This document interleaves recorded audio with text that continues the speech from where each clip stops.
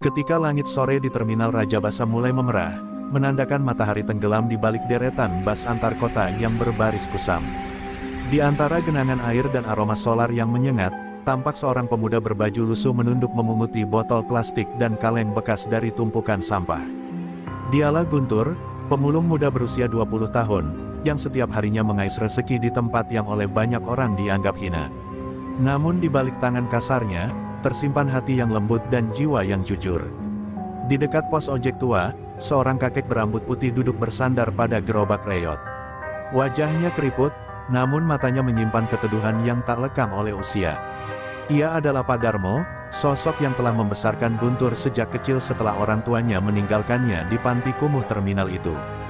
"Guntur, jangan lupa makan nanti malam. Jangan cuma minum kopi," ucapnya lembut sambil menyerahkan sebungkus nasi bungkus dari warung langganan. Guntur hanya tersenyum, menatap sosok tua itu dengan rasa sayang yang sulit dijelaskan. Malam di terminal selalu berbahaya. Lampu-lampu temaram menyinari wajah-wajah keras para sopir, kernet, dan preman yang mondar-mandir mencari mangsa. Di antara mereka, ada satu nama yang selalu membuat orang menunduk, Junet, preman terminal Raja Basa. Tubuhnya besar, penuh tato, dan tatapannya seperti pisau yang siap menembus siapa saja yang menantang. Junet bukan sekadar preman biasa, ia menguasai semua pungutan liar di terminal. Tak ada yang bisa berjualan atau bekerja tanpa izin darinya. Suatu malam, ketika Guntur dan Pak Darmo tengah menata hasil mulungan mereka di bawah atap seng bocor, suara gaduh terdengar dari arah pos penjagaan. Beberapa preman datang menagih uang keamanan pada para pemulung. Guntur menunduk, mencoba tak menarik perhatian.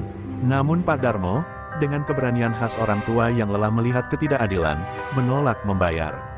"Kami cuma cari makan, nak, jangan paksa orang miskin seperti kami," katanya dengan nada lirih tapi tegas.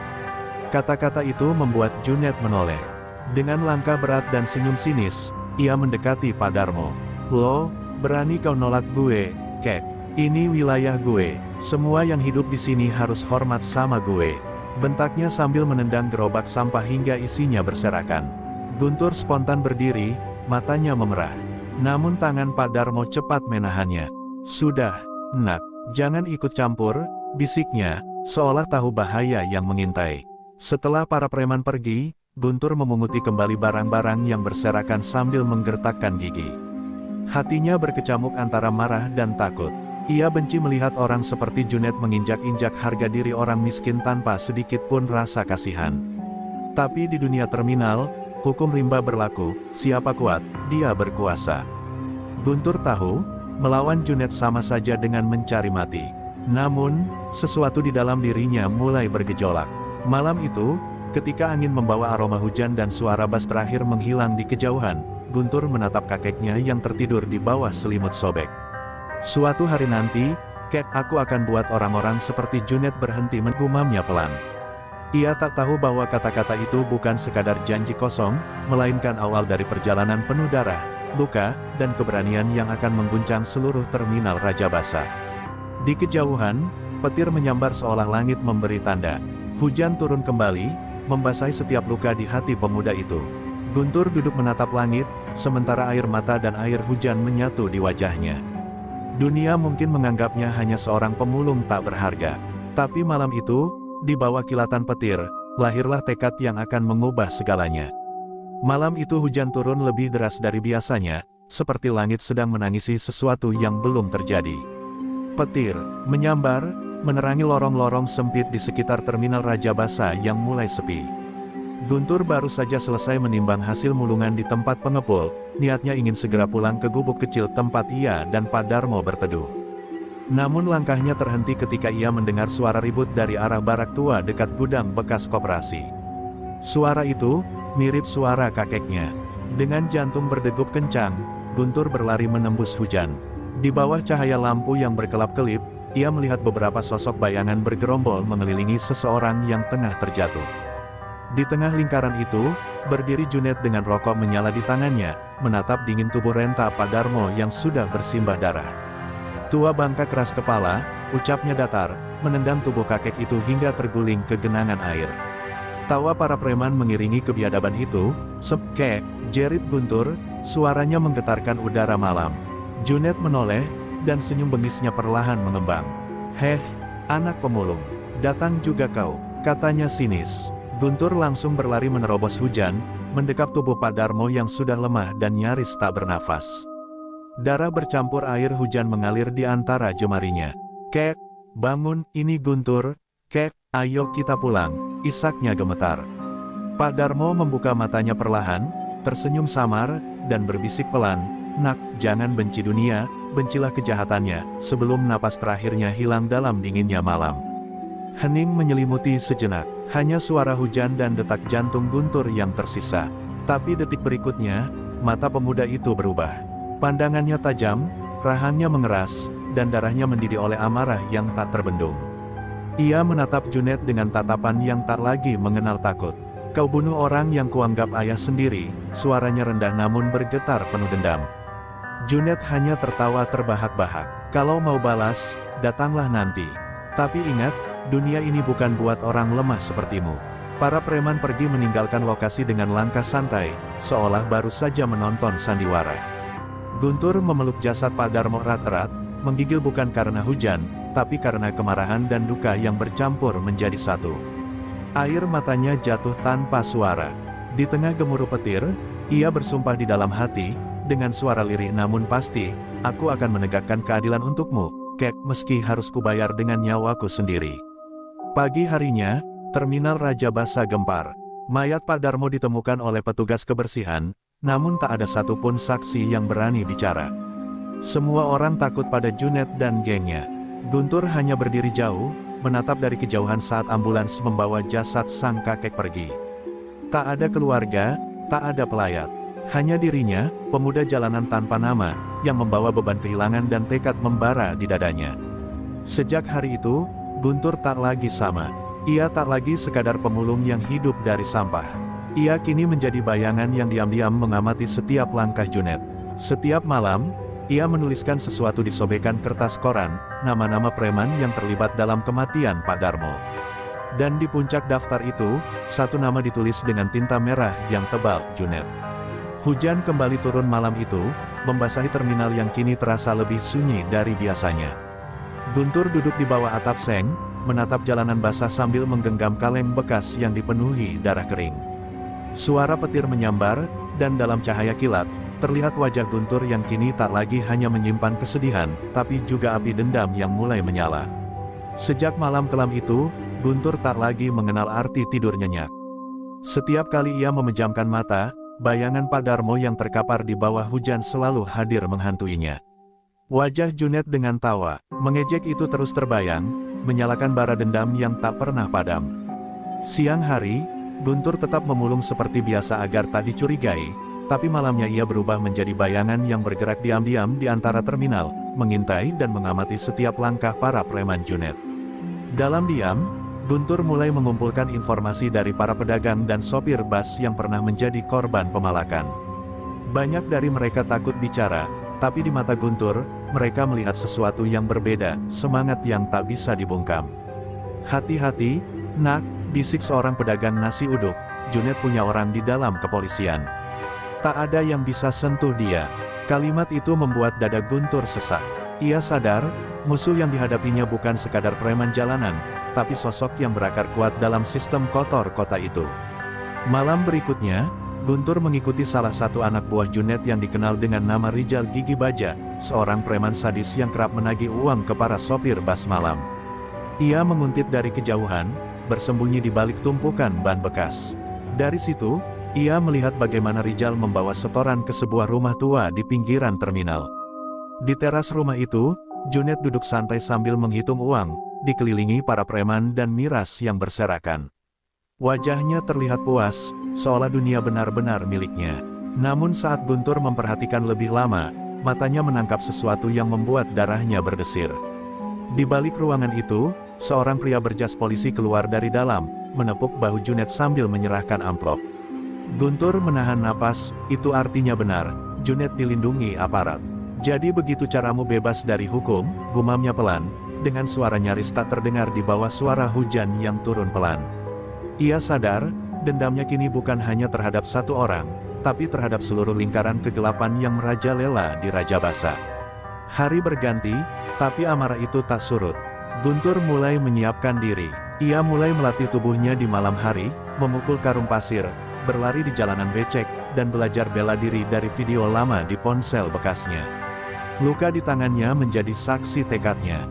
"Kau boleh bunuh kakekku, Junet," desisnya setiap kali tinjunya menghantam dinding, "tapi kau tak akan pernah bisa membunuh semangatku." Suatu malam, ia kembali ke lokasi tempat Pak Darmo dibunuh. Di sana, ia menyalakan lilin kecil di atas genangan tanah. Angin malam membuat api lilin bergoyang lembut, menerangi wajah Guntur yang kini penuh luka dan keteguhan. "Kek, aku tahu sekarang siapa mereka. Tapi aku tak bisa menyerang dengan buta. Aku harus tahu lebih dalam. Aku janji, aku akan buka semua topeng busuk mereka," bisiknya dengan suara lirih namun tegas. Tanpa disadari, dari kejauhan, sepasang mata memperhatikan gerak-geriknya.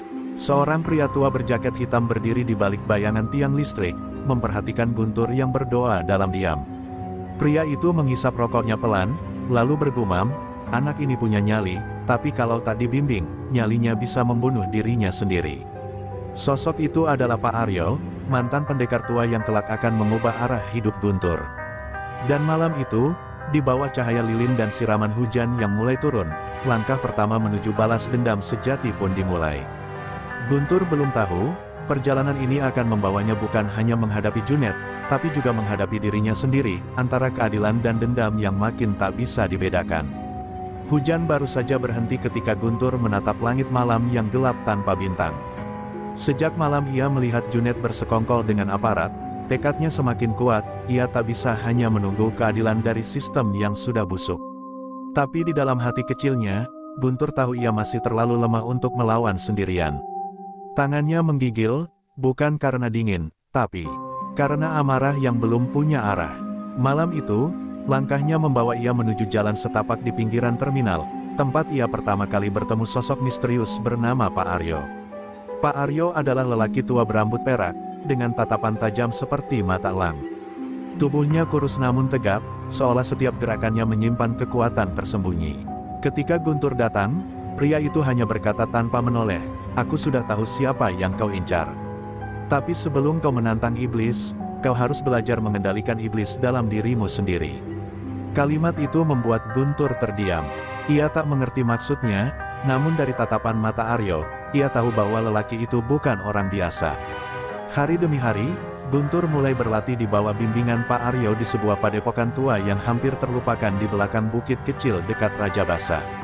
Latihan itu bukan sekadar gerakan tangan dan kaki, tapi latihan jiwa, belajar menahan emosi, menyeimbangkan napas, dan memahami makna sabar di tengah amarah. "Dendam adalah racun," kata Pak Aryo suatu malam. "Kalau kau minum racun itu, yang mati duluan adalah hatimu sendiri." Tapi Guntur hanya menggertakkan gigi.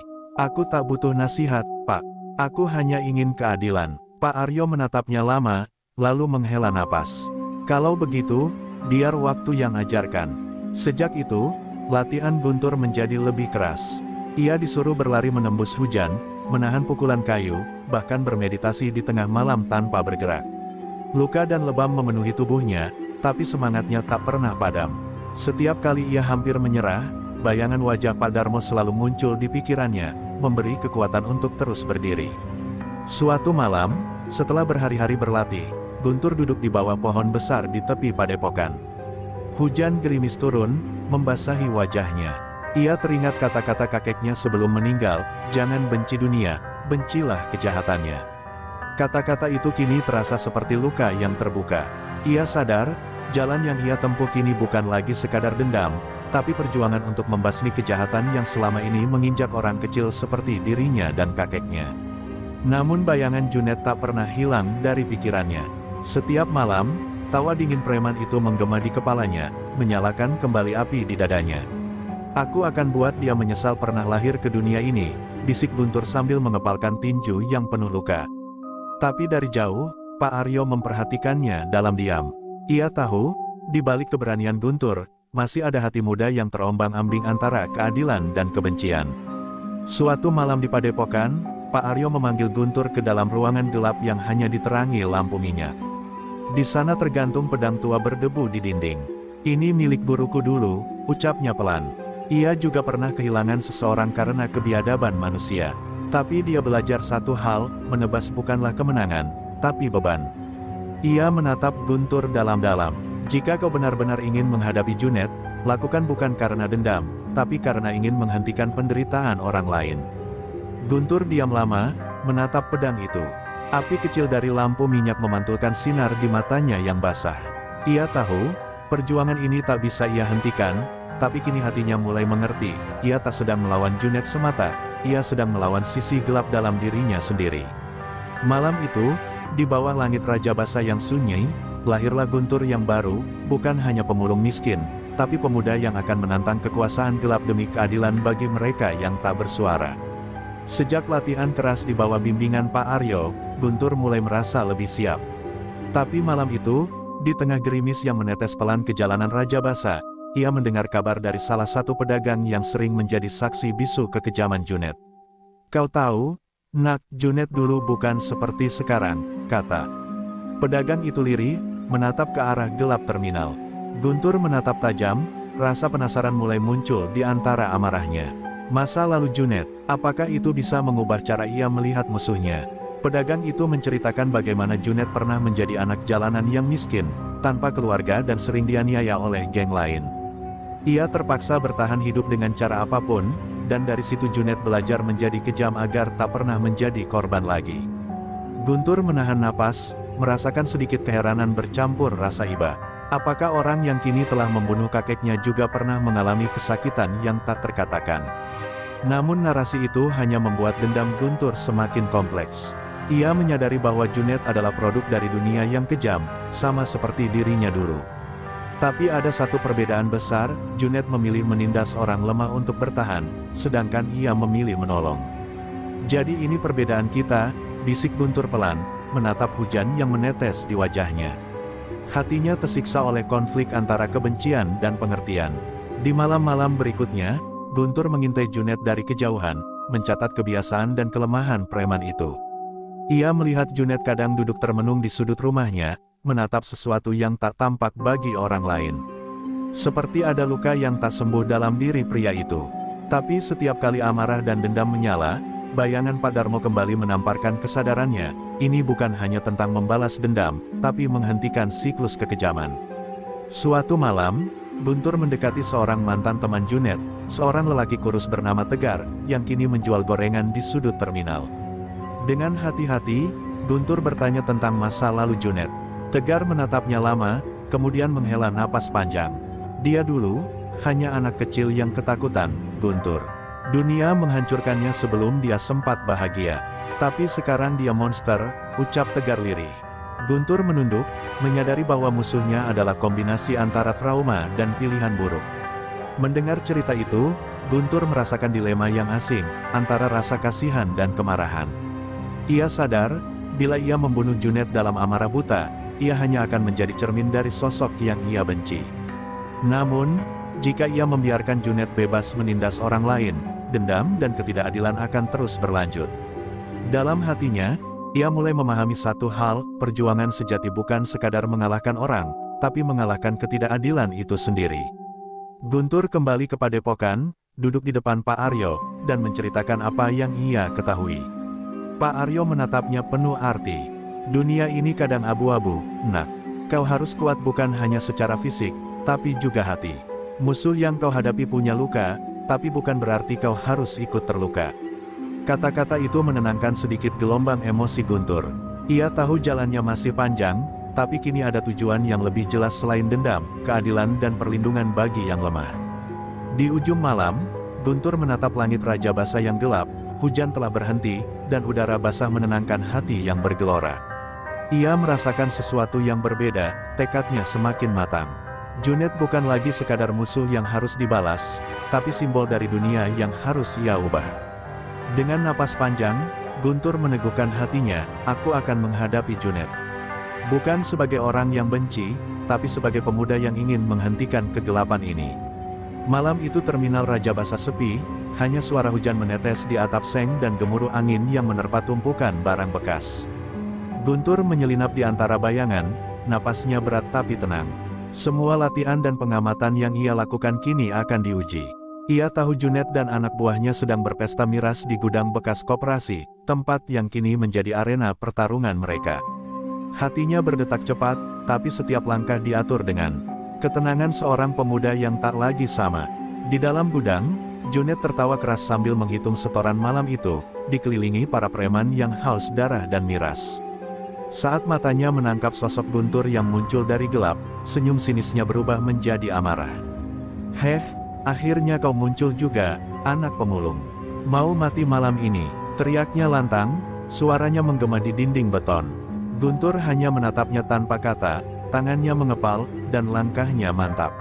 Ini bukan lagi soal dendam, tapi menghadapi ketidakadilan yang mengakar. Pertarungan dimulai. Anak buah Junet menyerbu Guntur, tapi gerakannya lincah seperti bayangan di tengah hujan. Pukulan dan tendangan yang ia latih berhari-hari mengenai sasaran, satu persatu preman tumbang. Suara benturan kayu, kaleng, dan teriakan pecah di malam yang gelap. Hujan membuat lantai licin, tapi itu justru memberi keuntungan bagi Guntur yang terbiasa menyesuaikan langkah di jalan basah Raja Basah. Junet yang melihat anak buahnya tumbang, akhirnya turun tangan sendiri. Tubuh besar dan pukulannya seperti palu, tapi Guntur menangkis dengan keseimbangan sempurna. Mereka bertarung dalam gerakan cepat dan brutal, setiap pukulan dan tendangan membawa dendam dan keadilan dalam satu tarikan napas. Kilatan petir dari luar gudang sesekali menyinari wajah mereka, memperlihatkan pertarungan dua dunia, masa lalu yang hancur dan masa depan yang harus diperjuangkan. Dalam bentrokan itu, Guntur sempat terjepit di sudut gudang, dikelilingi anak buah Junet. Darah dan luka membuat tubuhnya panas, tapi ingatan akan kakeknya dan pelajaran Pak Aryo menguatkannya. Ia mengambil napas panjang, lalu menyerang dengan kecepatan yang mengejutkan, menumbangkan preman demi preman. Di setiap gerakan, ia bukan hanya bertarung, tapi menegakkan prinsip bahwa kekuatan harus digunakan untuk melindungi yang lemah. Akhirnya, tinggal Junet dan Guntur. Keduanya saling berhadapan, napas terengah, luka di wajah, namun mata mereka tak saling berpaling. Junet menatap penuh kebencian, sementara Guntur menatap dengan tekad baja. "Kau pikir bisa mengalahkanku?" bentak Junet sambil melayangkan pukulan terakhir. Guntur menangkis, kemudian dengan satu gerakan terencana, menjatuhkan Junet ke tanah. Tak ada tawa, tak ada amarah, hanya keadilan yang akhirnya mengalahkan kekejaman. Guntur menunduk di atas tubuh Junet, memandang kelelahan pria itu. Ia tahu, membunuh Junet tak akan membuat hatinya damai, dan mungkin akan membuatnya sama seperti musuhnya dulu. Dengan napas berat, ia menyerahkan Junet ke pihak berwajib yang datang berkat bukti-bukti yang telah ia kumpulkan selama ini. Junet kini tak lagi bisa menindas orang tak bersalah, pertarungan itu selesai, tapi bukan dendam yang menang, melainkan keadilan. Ketika hujan reda dan fajar mulai menyinari terminal yang basah, Guntur berdiri di atas tumpukan sampah dan genangan air, menatap langit yang mulai cerah. Ia merasakan kelegaan dan kesedihan sekaligus. Banyak orang kecil yang kini bisa bernapas lega. Guntur menyadari, perjuangannya belum sepenuhnya selesai, namun malam itu, pemulung muda itu telah membuktikan bahwa keberanian dan keadilan lebih kuat daripada ketakutan dan kekuasaan gelap. Fajar menyingsing di atas terminal Raja Basah, sinar matahari pertama menembus kabut tipis yang tersisa dari hujan semalam. Jalanan basah memantulkan cahaya keemasan, sementara bangku-bangku penumpang dan tumpukan sampah berkilau lembab. Guntur berdiri di tepi gudang bekas, menatap terminal yang kini terasa berbeda. Hatinya campur aduk, lega karena Junet kini ditangkap, namun sedih karena ingatannya tentang kakek yang ia cintai masih segar dalam setiap napasnya. Orang-orang mulai keluar dari rumah dan kios mereka, melihat terminal yang aman untuk pertama kalinya dalam bertahun-tahun. Para pedagang kecil tersenyum lega, dan pemulung lain mengangguk hormat pada Guntur, seolah menyadari bahwa pemuda itu bukan lagi sekadar anak pemulung biasa. Di balik baju lusuhnya, tersimpan keberanian yang mampu mengguncang ketakutan lama mereka. Nama Guntur mulai terdengar sebagai simbol keberanian dan keadilan. Guntur berjalan di sepanjang jalan basah, menatap wajah-wajah orang yang dulu hidup dalam ketakutan. Ia sadar, pertarungan semalam bukan hanya soal dendam pribadi, tapi tentang mengembalikan martabat bagi orang-orang yang tak bersuara. Ia menyadari, dunia ini mungkin tak sepenuhnya adil, tapi setiap tindakan keberanian akan menyalakan harapan bagi mereka yang terpinggirkan. Di kejauhan, sirine polisi terdengar menandai Junet dibawa ke tahanan.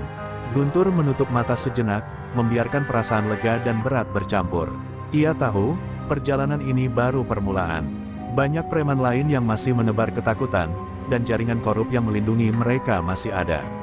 Tapi kini Guntur tahu, kekuatan tidak selalu datang dari ukuran tubuh atau senjata, tapi dari hati yang teguh dan tekad yang tak tergoyahkan. Pak Aryo muncul di sampingnya, menepuk bahunya dengan lembut. Kau telah belajar sesuatu yang tak semua orang bisa, nak. Bahwa keberanian bukan hanya tentang menyerang, tapi juga tentang menahan diri dan menjaga keadilan. Kau telah membuktikan bahwa seorang pemulung pun bisa mengubah dunia.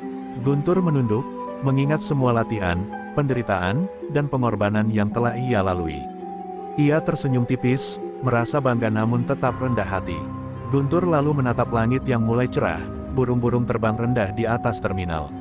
Ia membayangkan kakeknya, Pak Darmo, tersenyum melihat perjuangannya. Air mata menetes di pipinya, bukan hanya karena kehilangan, tapi juga karena rasa syukur. Kek, aku berhasil, gumamnya pelan. Aku berhasil menepati janji untukmu. Dunia ini, mungkin bisa sedikit lebih baik karena kita berani berdiri. Malam demi malam, Guntur tahu bahwa tantangan masih menunggu. Tapi kini ia bukan lagi anak muda yang takut pada bayangan preman. Ia adalah simbol keadilan yang lahir dari jalanan, seorang pemuda pemulung yang membuktikan bahwa keberanian dan kebaikan bisa melawan kejahatan yang paling gelap sekalipun. Terminal Raja Basa, meski masih kumuh, kini menyimpan cahaya harapan baru. Saat matahari sepenuhnya menyingkap kota, Guntur melangkah menjauh dari gudang bekas itu, siap menghadapi hari baru. Ia membawa pelajaran hidup, bahwa kekuatan sejati datang dari hati yang tulus, bahwa dendam yang dibungkus keadilan bisa mengubah dunia, dan bahwa setiap orang, sekecil apapun, bisa membuat perbedaan. Terminal Raja Basa kini menyaksikan fajar baru, fajar keberanian, fajar keadilan, dan fajar seorang pemuda yang tak lagi takut menghadapi kegelapan.